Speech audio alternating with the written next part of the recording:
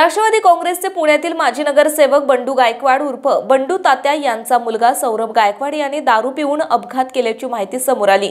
Drunk and ड्राईव्हच्या या घटनेत कोंबड्यांची वाहतूक करणाऱ्या टेम्पोचे ड्रायव्हर आणि क्लीनर जखमी झालेत।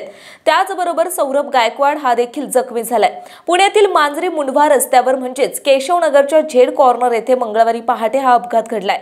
सौरभ गायकवाड हा त्याची MH12TH0505 क्रमांकाची हॅरियर कार घेऊन पहाटे 5 वाजता मुंढव्यातील घरी निघाला होता। त्यावेळी तो दारूच्या नशेत होता, त्यामुळे समोरून येणाऱ्या पोल्ट्री फार्मच्या टेम्पोला त्याने धडक दिली। सौरभ गायकवाडच्या विरोधात गुन्हा दाखल करण्यात आलाय। सौरभ गायकवाडचे वडील बंडू गायकवाड हे सध्या राष्ट्रवादी काँग्रेस शरदचंद्र पवार पक्षात कार्यरत आहेत।